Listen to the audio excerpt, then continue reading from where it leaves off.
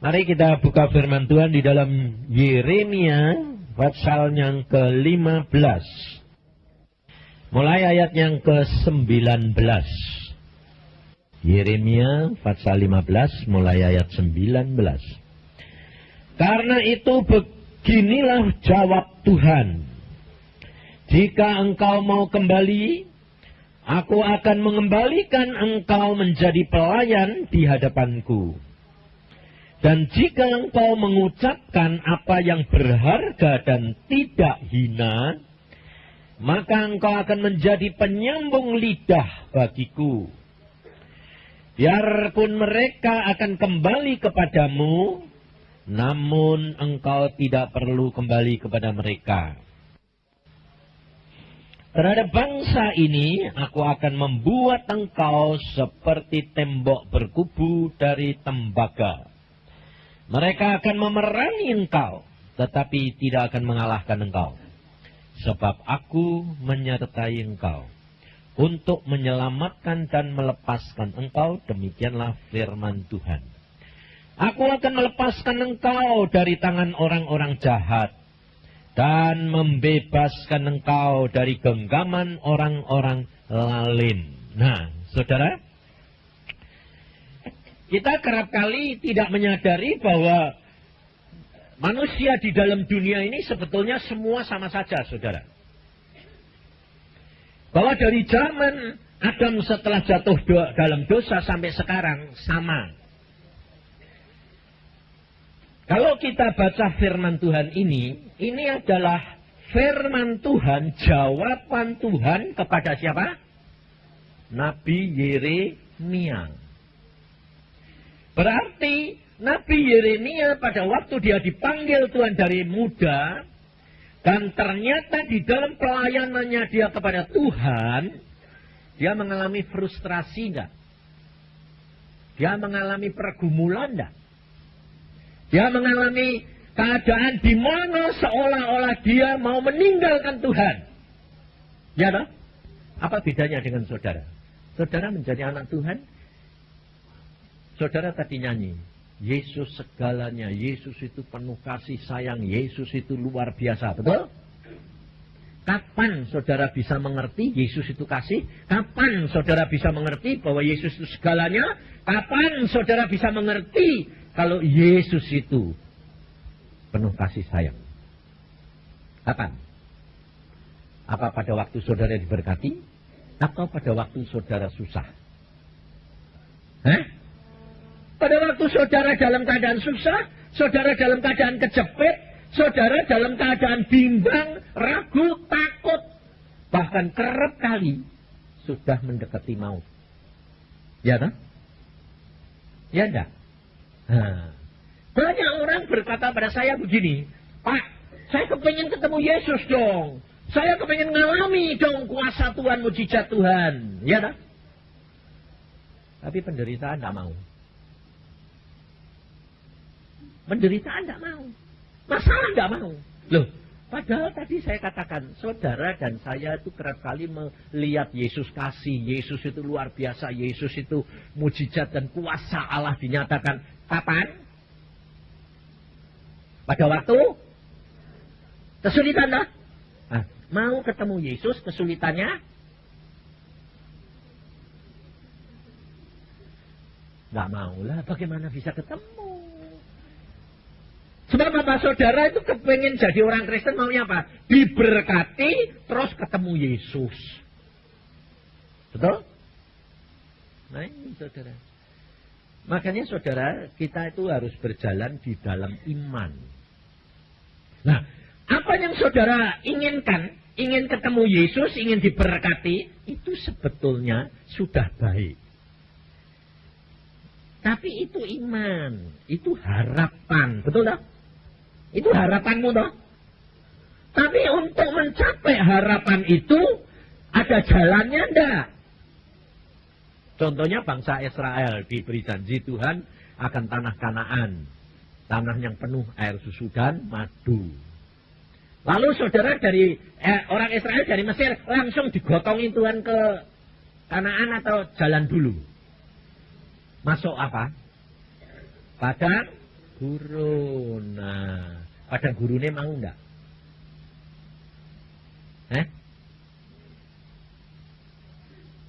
Ini saudara. Kerap kali kita itu maunya enak.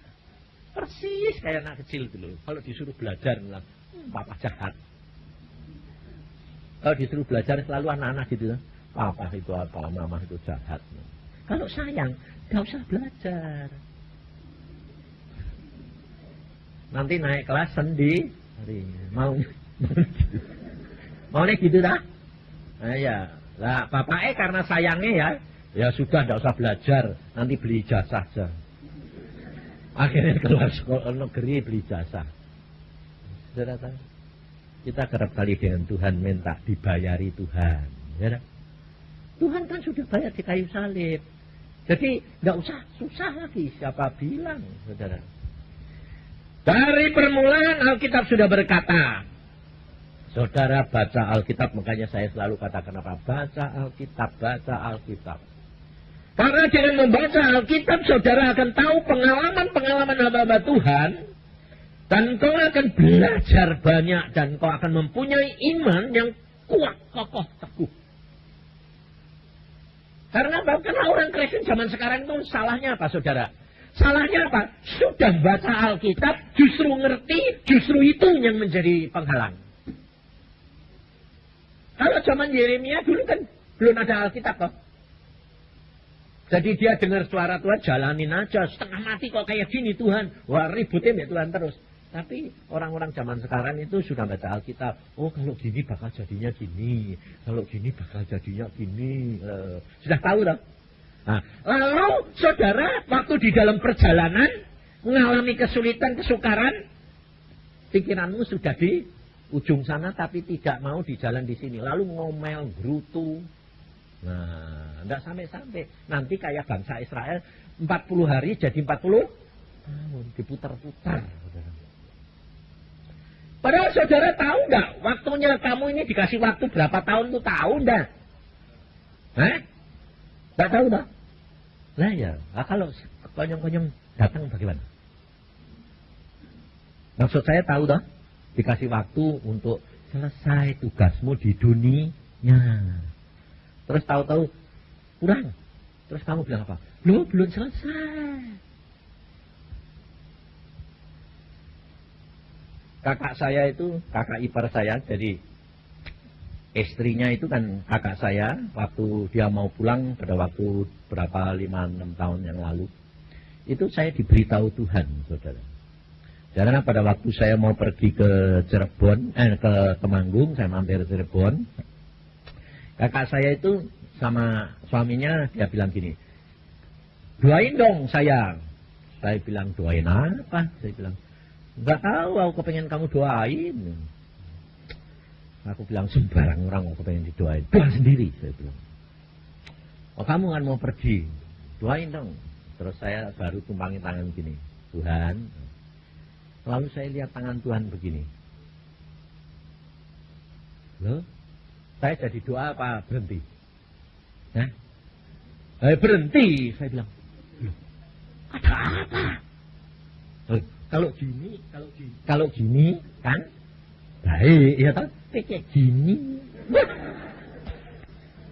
Makanya saudara, Tuhan Yesus itu kerap kali tidak ngomong tapi melihatkan diri lah. Tapi kalau saudara itu tidak kenal dia, tahu tak bedanya gini dengan gini? Tidak tahu? Tidak. Tapi kalau kamu dekat sama dia, saya tahu. Apa Tuhan? Berarti apa? Dia terima, marilah pulang. Kalau gini? Wah, pintar. Karena kamu sudah biasa pendetanya gitu tak? Betul tak? Lah pada waktu gini aku bilang, apa Tuhan? Aku mau bawa pulang dia besok minggu depan. Tuhan tak apa-apa gini kok Tuhan. Umurnya baru 58 ini. Ini yang paling baik, imannya sedang kuat-kuatnya. Saudara, gak ngerti tak kita? Kita mau ini panjang apa pendek? Nah itu bolak-balik, itu jawabannya selalu panjang pendek. Itu karepmu dewek, tahu enggak? Tuh, yang nentukan itu kamu apa Tuhan? Lah kok kamu yang panjang? Yang bisa tahu siapa kamu kapan kamu dipanggil? Kok ngawur kamu ini? Saudara, terserah Tuhan yang tahu. Nah, jangan dikira kalau saudara itu dikasih panjang-panjang itu karena kamu bakal tambah tinggi, belum tentu. Karena kamu dipanjang-panjangnya itu karena apa? Ini orang kok bandel luar biasa. Jadi ditunggu Tuhan sampai nanti ngetop baru pulang. Nah, kalau enggak gitu enggak masuk surga. Karena apa? Sampai tuwek kok enggak berubah-berubah. Yang cerewet tetap cerewet. Yang suka gosip, yang suka bohong tetap bohong. Lah Pak, dagang kok Pak? Loh ya. Bayangin enggak berubah-berubah. Kalau saudara dan saya tidak berbuah, saudara dan saya dikerap Tuhan. Kalau saudara dan saya diperpanjang, dipanjang-panjangnya, itu anugerah saudara. Makanya pada waktu saya dengar lihat itu, kapan? Minggu depan. Ya sudah, langsung saya bilang, Tuhan, amin. Nah, wah kakak saya jadi, hah? Lu kamu tak suruh doa kok. Tuhan, amin. Loh. Lah, terus aku ngomong apa? Nah, terus saya tanya, sambil di dalam hati gini, Tuhan tak kasih tahu tak? Jangan. Nanti masih kepingin apa segala macam. Udah biarin. Ya, sudah. Dah, enggak apa-apa. Amin. Siap-siap. Nah, jadi saya enggak ngomong mati. Siap-siap. Tak bohong toh? Enggak bohong. Nah, langsung saya keluar karena saya mau pergi ke Temanggung. Suaminya saya kasih tahu. Kak, sini. Kamu minggu depan mau kemana? Oh, mau ke Jepara. Miliki rumah yang di sana. Berapa lama? Seminggu. Waduh, sudah. Jangan pikir-pikir. Batalin. Loh, aku sudah ngomong deh kakakmu. Sudah bilang batalin lah. Lain kali, biar dia marah enggak apa-apa. Contohnya kenapa? Kamu harus layani istrimu karena minggu depan dibawa pulang. Kenapa? Enggak tahu. Bosnya bilang selesai. Oh iya, ya sudah. Rela? Lah enggak rela mau apa? Wong bosnya bilang sudah selesai. Ya sudah.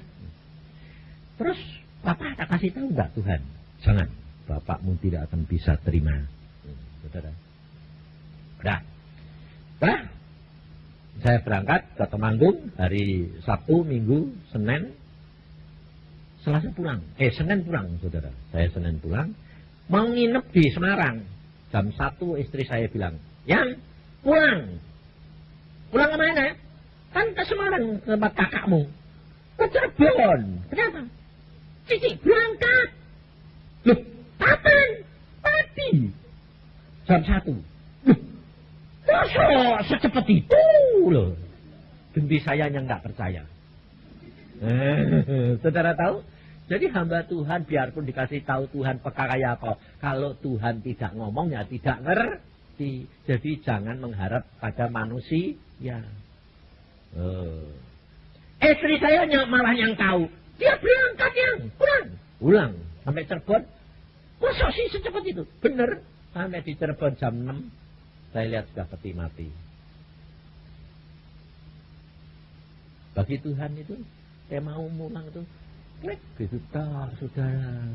Nah, matinya itu enak, saudara. Enak sekali. Kenapa? Karena bapakku sendiri sedang sembahyang jam 12, bapakku mesti sembahyang sampai jam 1, jam setengah 2. Lalu Tuhan bilang, berhenti sembahyang. Ditengking, saudara. Pikirnya, setan. Ngomong sembahyang kok suruh berhenti. Tengking, dalam Yesus pikir. Nah, Tuhan itu loh saudara, rendah hati. Lo coba kalau kamu datangin bapakmu, anakmu. Pikir-pikir apa? Kurang ajar. Tak tendang. Bapakmu datang kok diem. Ini Tuhan ini diem. sembahyang lagi dia. Dia kalau sembahyang itu banyak karena nyembayangkan anak-anaknya, mantunya, cucunya, loh, komplit. Itu luar biasa, Papa. Nah, dia sembahyang lagi, saudara. Selama jam Tuhan bilang lagi, berhenti sembahyang. Tangking lagi. Ini setan kok tidak pigi-pigi. Karena apa, saudara? Sebab Tuhan itu kerap kali begini. Kadang-kadang dia datang kepadamu sebagai seorang ayah. Kadang-kadang dia datang kepadamu sebagai seorang kekasih.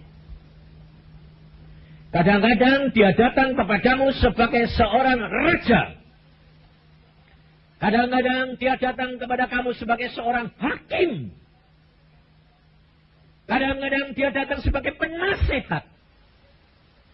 Jadi saudara tidak akan bisa mendeteksi secara pengalaman satu terus dong nanti saudara bikin patokan. Kalau Tuhan tuh mesti gini. Salah. Makanya banyak anak-anak Tuhan yang akhirnya kecewa dan salah jalan. Karena dikiranya Tuhan ternyata setan. Sebab Tuhan itu tidak bisa dibatasi.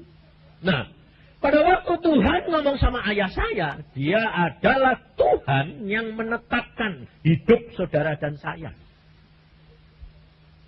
Dia memutuskan, selesai. Nah, dia perintah bapak saya. Berhenti sembahyang. Tangking. Karena pikiran kita itu tidak cocok sama Alkitab, firman Tuhan. Makanya saudara, firman Tuhan yang kau baca itu baik. Itu menjadi pedoman, tetapi belum berarti kalau kamu disuruh berhenti, itu bukan Tuhan. Dihalangi, bukan Tuhan. Belum tentu. Contohnya, pada waktu Sakaria itu ayahnya Yohanes Pembaptis, dia berdoa dan dia mau melayani firman Tuhan kepada jemaatnya. Lalu dia ditemui malaikat, diberitahu bahwa dia akan mempunyai seorang anak, lalu tidak masuk akal, dia tidak percaya, lalu malaikatnya jengkel, Gibrail, dia bilang, kamu akan bisu sampai nanti anakmu lahir, karena kamu tidak percaya. Nah, jadinya bisu enggak? Hah? Lalu dia keluar khotbah enggak? Hah?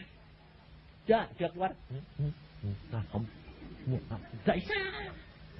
Nah, lalu dipikir, kalau saudara pikir, oh itu pasti bukan Tuhan. Sebab apa? Kalau Tuhan masuk mau melayani kok dilarang, betul enggak? Nah, jadi jangan membatasi kuasa Allah. Kakak saya ngalami, kakak saya jadi kakak istri saya. Dia pada waktu persekutuan kebaktian gini, saudara, persekutuan gitu. Tuhan tahu-tahu bilang, ayo. Lalu dia bilang, lu mau kebaktian kok suruh pulang. Tuhan bilang lagi, pulang. Kenapa sih? Berarti ya gelisah, pulang dia. Nah, dari Tuhan pada? Nggak tahu dong. Nggak tahu, kalau tahu nurut, gampang. Kamu ya gitu dong. Nah, kapan taunya firman Tuhan itu benar apa enggak? Setelah kejadian dari buahnya, baru kamu ngerti. Nah, itu iman, saudara. Tapi selama ini saudara itu berjalan dengan iman atau pengertian?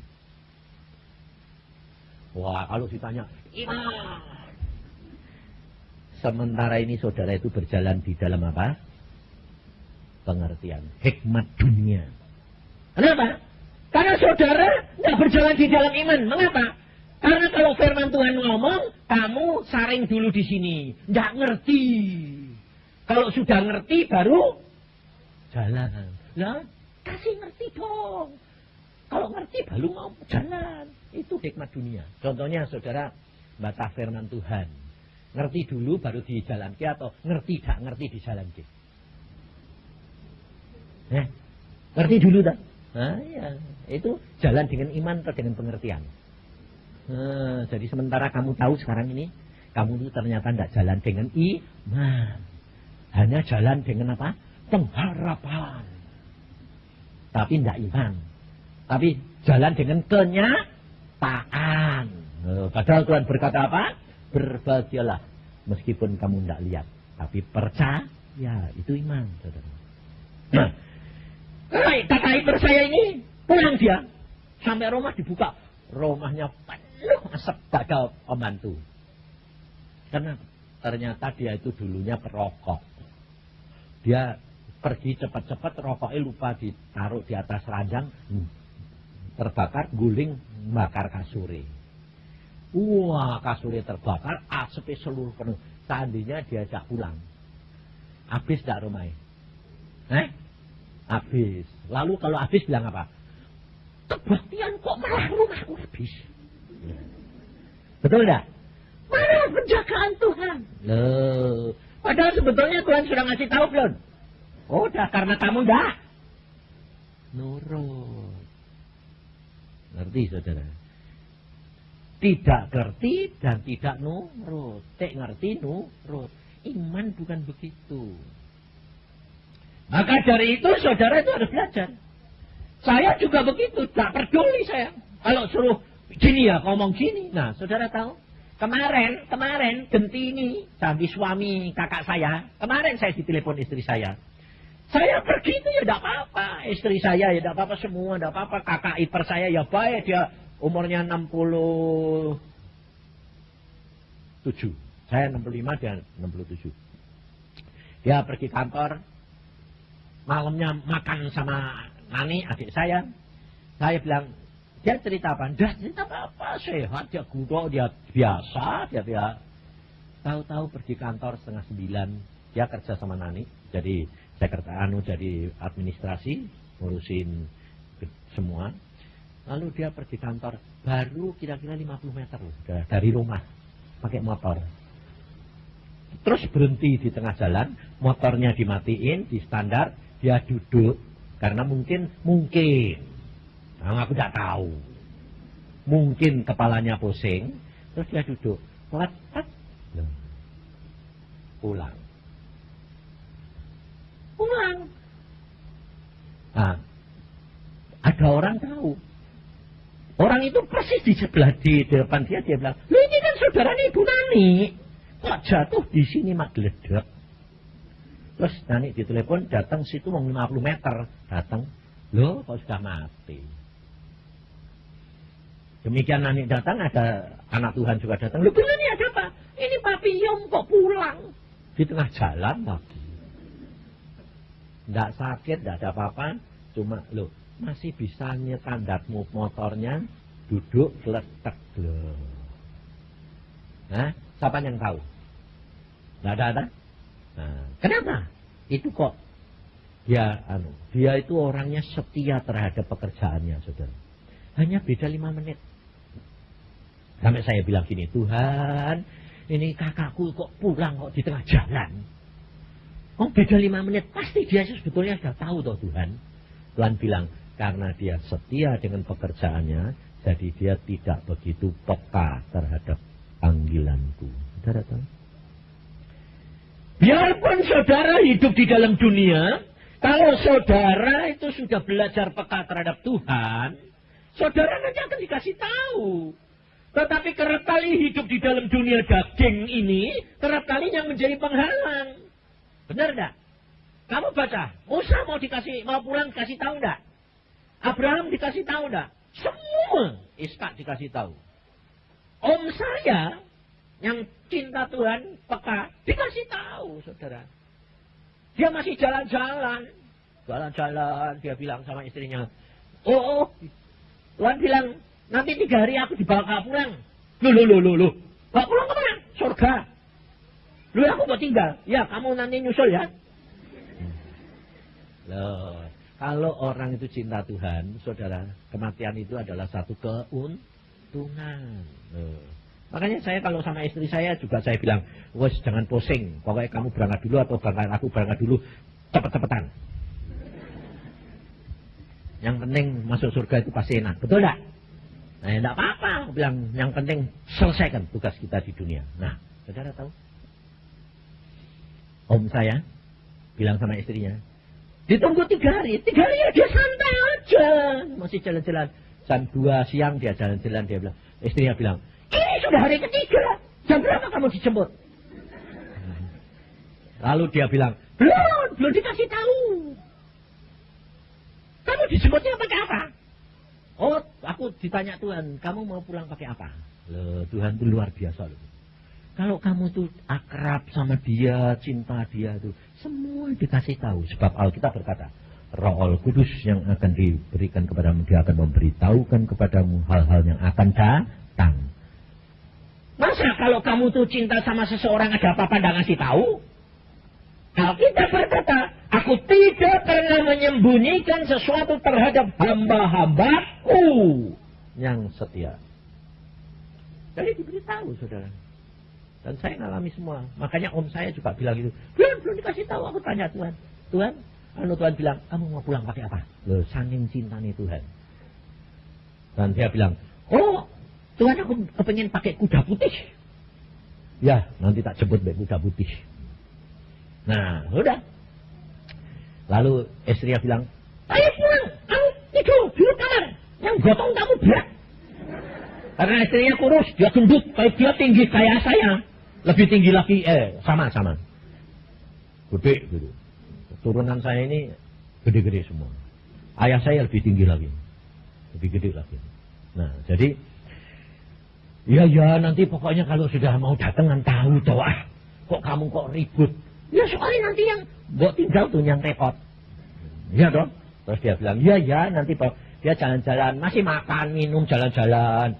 Dia bilang, terus jam 2 dia bilang gini, kok belum datang-datang? Baru-baru ngomong gitu dia bilang, oh ya ini datang. Lalu istrinya bilang, masuk kamar. Lalu digelandang, ditarik masuk kamar. Lalu supaya masuk kamar tidur. Lalu duduk di tempat tidur, kalau orang mau tidur kan duduk dulu toh. Masuk gelajah gitu ya enggak. Jadi duduk dulu, baru geledak gitu lah. Nah ini duduk gelap, duduk terus. Lalu istrinya bilang, kok enggak tidur? Sudah mati. Loh, disuruh tiduran. Lalu Tuhan ngomong sama istrinya, lah kan dijemput naik kuda. Kok tiduran? Itu naik apa? Tuhan itu suka guru enggak? Tuhan itu loh suka ngelucu sekarang. Tuhan itu di surga itu sekarang suka ketawa, saudara. Matinya duduk, saudara. Lah ya bener toh dijemput kuda. Maplok, tekat. Luar biasa enggak Tuhan itu? Hah? Iya makanya saudara kalau jadi orang Kristen harus membaca firman Tuhan dan berdoa dan mengalami sendiri. Tanpa mengalami sendiri, kau akan keluh kesah terus, bingung, nggak bisa ngerti jalan Tuhan itu bagaimana. Nah, saya pada waktu di hari Minggu yang lalu tuh, hari Selasa yang lalu tuh, minggu ini tuh saya baru pulang dari Surabaya. 2 hari di Roma, terus ke sini, ke Jakarta. Nah, sebelum ke Surabaya di Australia, 2 minggu. 2 hari di Roma, pergi Surabaya. Di Surabaya, istri saya sudah tahu pakai apa. Malah saya teriak-teriak, ayo, tunggu aku. Dia gak mau, dia bilang, aku berangkat dulu. Nah, pergi. Waktu itu dia bilang, kenapa ya? Aku doa, Tuhan, istriku kok ngimpi itu ada apa sih Tuhan? Kakakmu mau pulang. Aku juga gak mikir, saudara, secepat ini. Wong Selasa pulang, ini Sabtu. Lah aku pergi ke Jakarta hari Jumat. Kemarin ditelepon. Waduh, kaya berangkat. Lu kan kamu mimpi. Aku ya lupa. Lah aku ya lupa lagi. Lupa apa? Lupa ngasih tahu anak saya. Anak saya, Sami yang paling kecil itu, dulu diangkat anak sama kakak saya ini. Dari 2 tahun sampai 12 tahun dia di Jepara ikut ke papa angkatnya ini. Nah, saya sudah dikasih tahu Tuhan, beritahukan anakmu supaya menemui ayahnya di Cirebon supaya bisa pesen-pesen semua. Lupa, saudara. Waduh, Wah, ini nanti kalau saya nanti malam mesti pulang, saudara. Pulang, setelah pelayanan saya pulang. Besok pagi berangkat ke sini lagi untuk pelayanan jam 11 siang.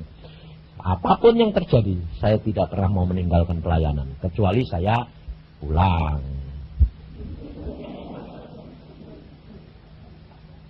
Ya toh, kalau pulang kan dipanggil bos ya tidak salahku toh ya toh.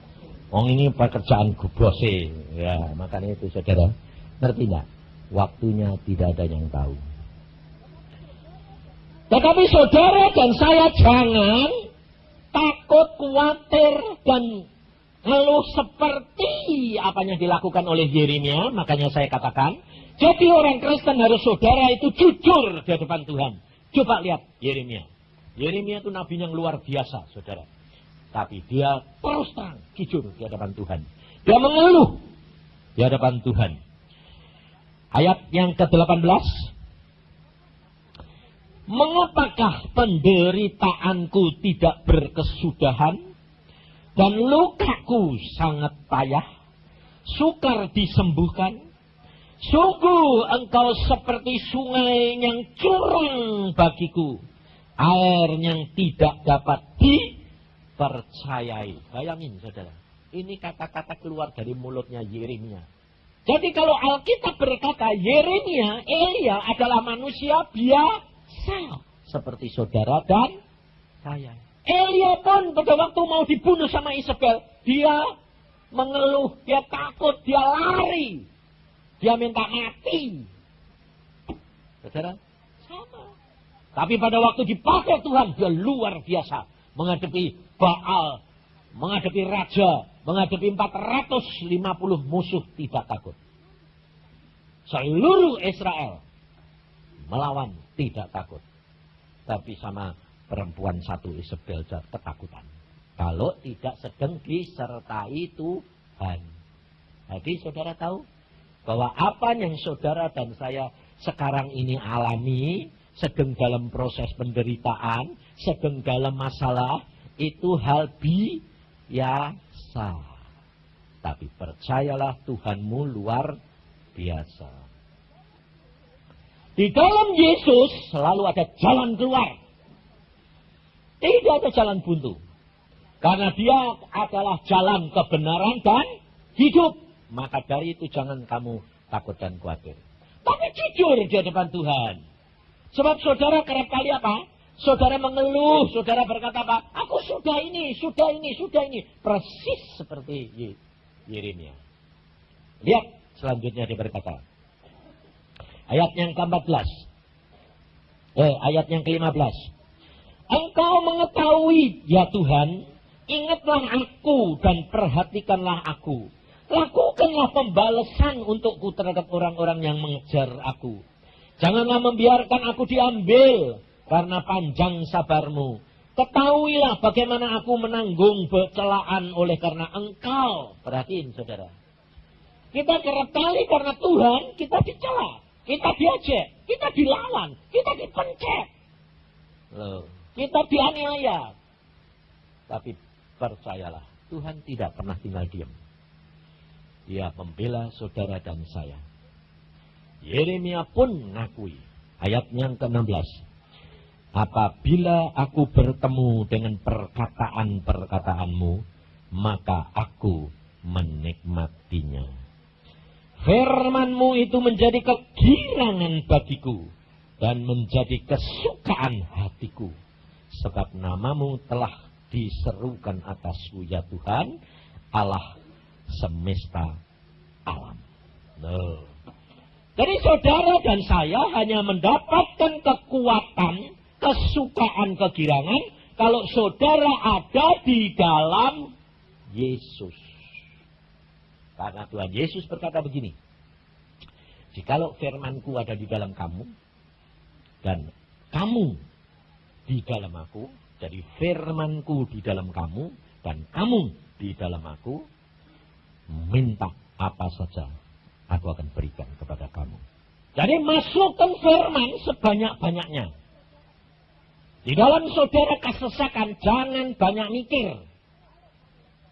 Karena kalau kamu banyak memikir, kamu tidak akan ada jalan keluar. Mengapa? Karena kamu tidak akan peka. ketutupan dengan pikiranmu. Karena manusia, pikiran saudara ini seperti awan yang menutupi. Saya pernah mengalami hal ini karena apa? Karena Tuhan memberikan saya pengalaman yang nyata. Kalau saya sedang memikirkan jalan hidup saya itu bagaimana ini, gini. Saya pada waktu itu sudah jadi dokter, mau diangkat ke Irian Jaya. Sedang saya pikir di Irian Jaya itu gaji pemerintah, saudara, 5 hari dimakan habis. Gak boleh praktek sore. Bayangin, saudara. Nah, zaman sekarang kalau dokter itu lulus, itu boleh kerja pemerintah atau enggak. Zaman saya, enggak mau, harus ikatan dinas. Diharuskan. Dan saya bilang, Tuhan, Engkau suruh aku ke Irian. Gaji 5 hari habis. Anakku, istriku dikasih makan apa? Tuhan tidak jawab, saudara. Tuhan mau supaya saya setia. Saya ikut. Saya bilang sama istri saya, udahlah yang kamu di rumah saja, di rumah papa mama. Makan minum sudah pasti terjamin. Aku tak pergi Irian. Sebab 5 hari tak makan aku habis. Sama kowe makan apa? Ya sudah, kamu pergi sana dulu. Dan saya berangkat ke Irian 6 bulan. Saudara. Nah, saudara tahu? Saya kan mikir sebagai manusia. Mikir, saudara. Nah ya, ini maksudnya Tuhan itu apa sih? Kok malah dipergi ke padang gurun kayak gini, enggak enaknya. Tapi saudara tahu. Tapi karena Tuhan berkata, nurut saudara. Dan saudara tahu di sana sepi, saudara. Dia apa? Sedang ada pemberontakan OPM lagi. Organisasi Papua Merdeka. Jadi orang-orang Republik itu kalau di pinggir-pinggir tembaki, saudara. Nah, diculik, dipanah. Aduh, saya bilang, Tuhan, ngirim tempat kok kayak gini, kalah jengkingnya banyak. Di padang gurun kok kayak gini, aku bilang. Tapi saya bilang, Tuhan bilang gini, kalau kamu di padang gurun, justru disitulah akan melihat kemuliaan Tuhan.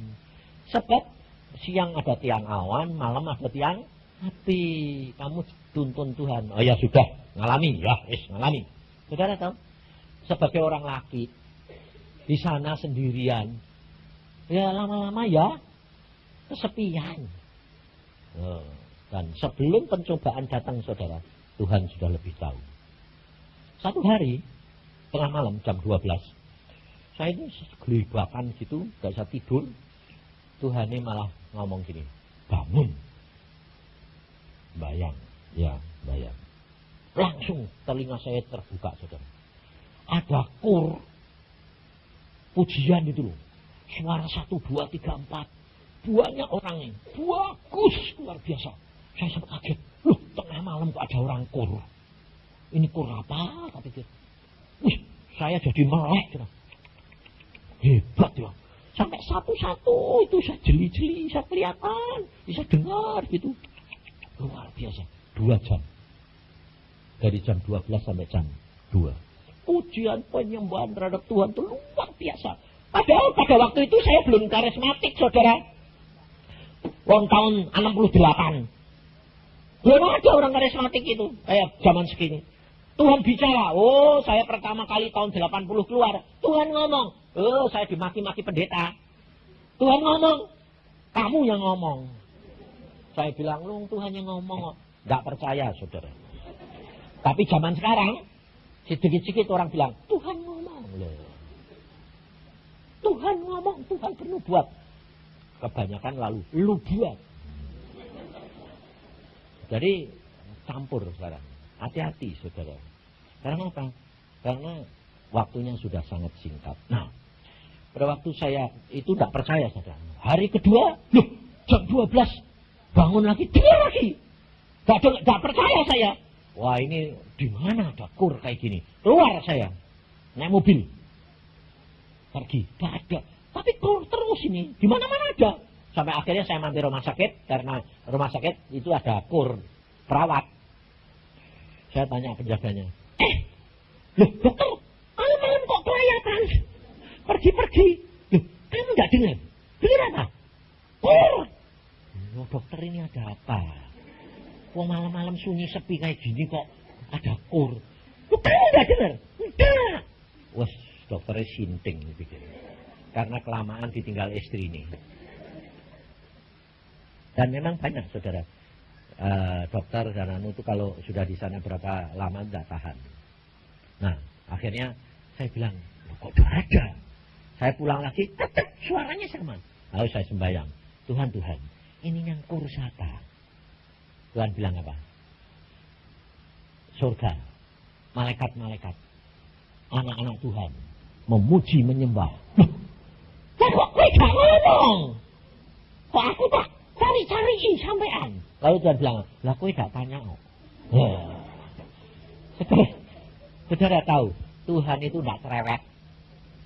Kalau kamu diem ya dia diem. Wong dia lebih sabar. Wong sabarnya sepanjang barat sampai timur.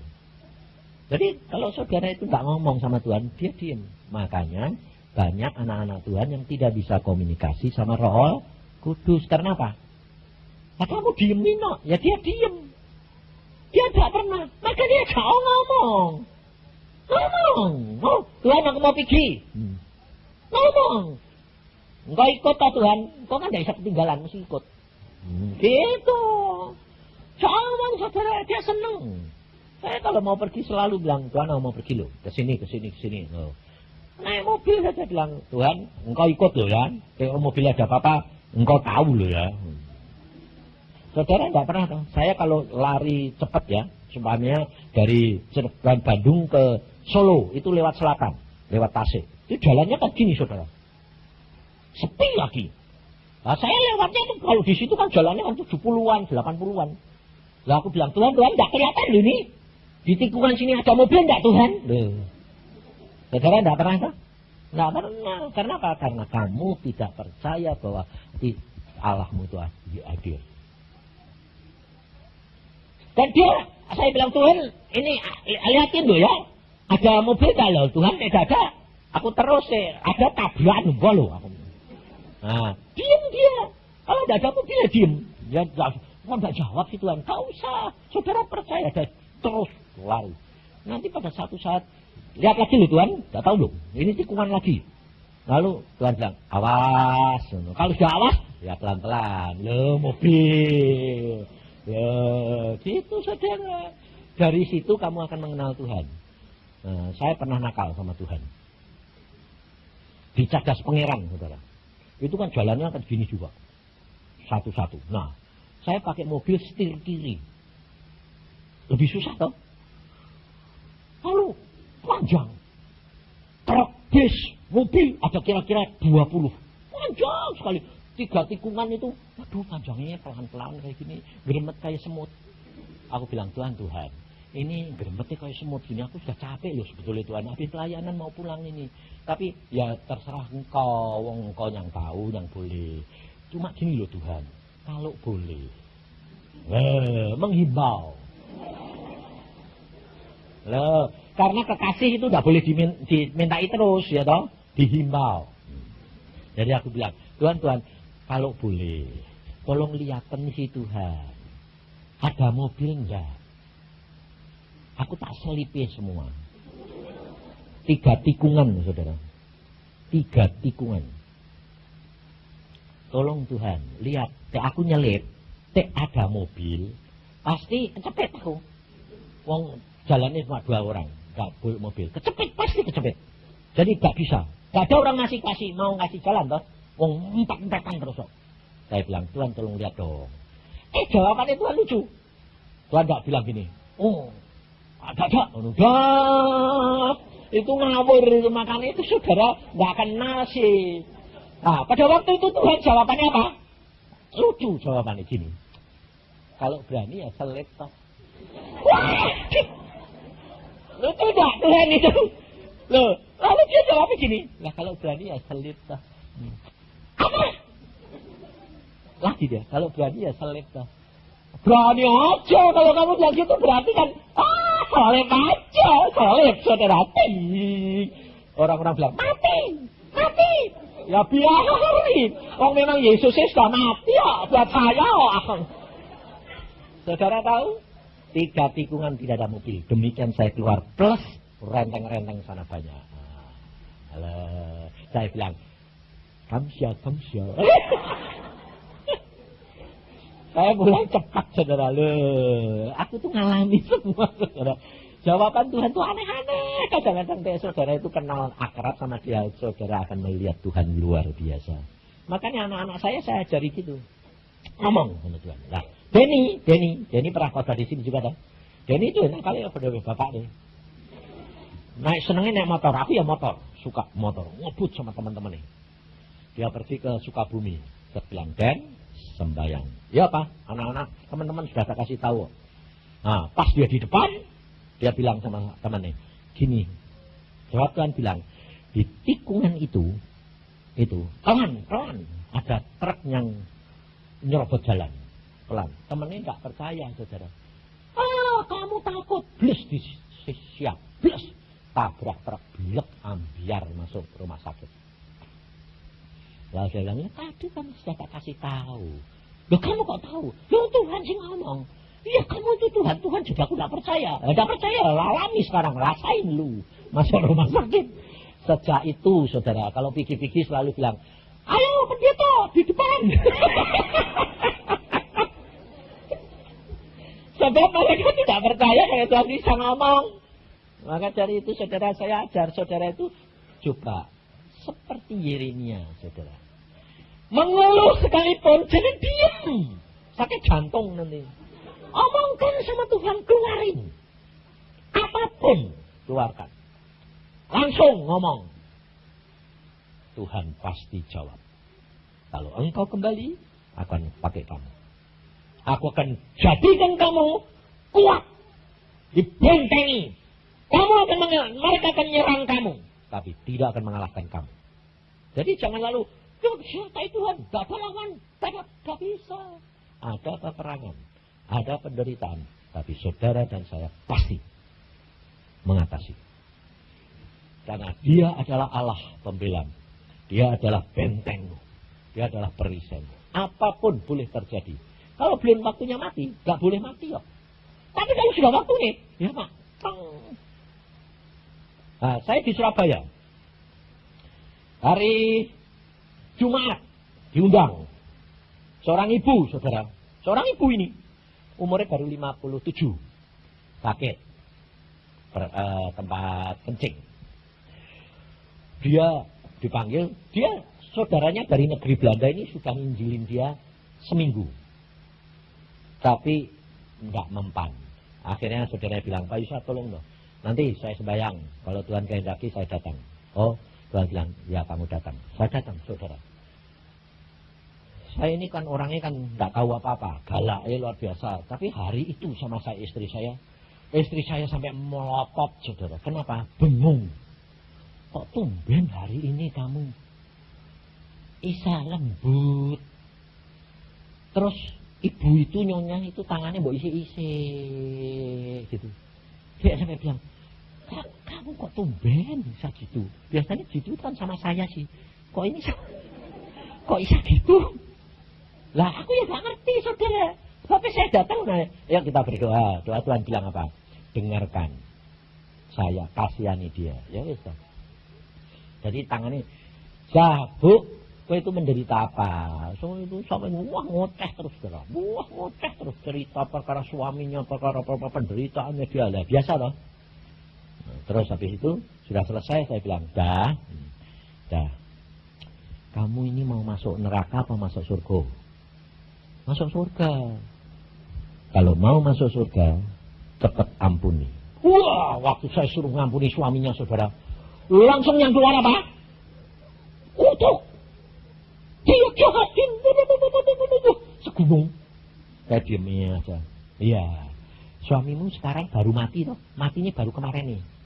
Kamis. Belum dikubur. Mati. Kuburnya hari Setu. Nah, suamimu sekarang sudah mati, tapi sebelum mati ternyata suamimu bertobat, minta ampun. Masuk surga enggak? Masuk. Lah kamu ini mau nyusul suamimu di surga atau di neraka? Loh, orang jahat kayak gitu bisa masuk surga? Iya. Kamu anak Tuhan bisa masuk surga enggak? Kalau gini caranya. Tuhan berkata kalau kamu tidak mengampuni, kamu tidak akan diampuni.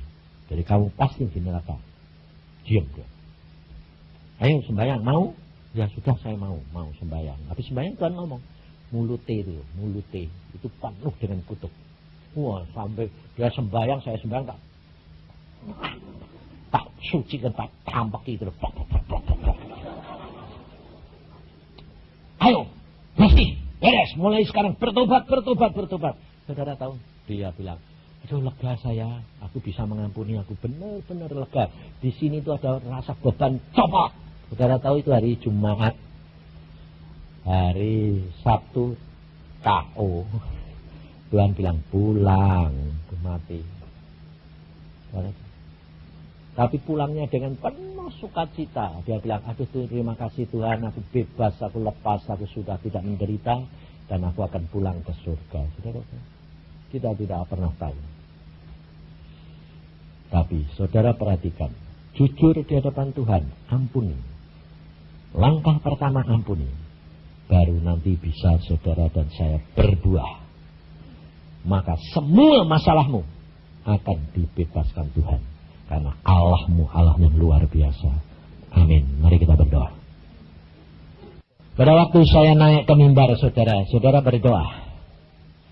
Saya menangis, saya terharu. Karena apa? Karena Tuhan mengatakan kepada saya, firman Tuhan ini saya baru dapat di dalam ruangan ini.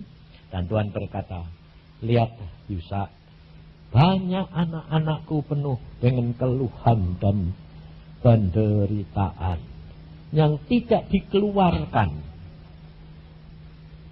Sehingga mereka mau menanggung sendiri. Mereka tidak akan mampu seperti Yeremia. Maka Tuhan berkata, kembalilah anak, kembalilah. Karena aku akan menyayangi kamu dan memakai kamu. Kau akan membentengi kamu dan kau akan menjadi kuat anak. Oh Tuhan, terima kasih akan kasih sayangmu. Inilah janji Tuhan kepada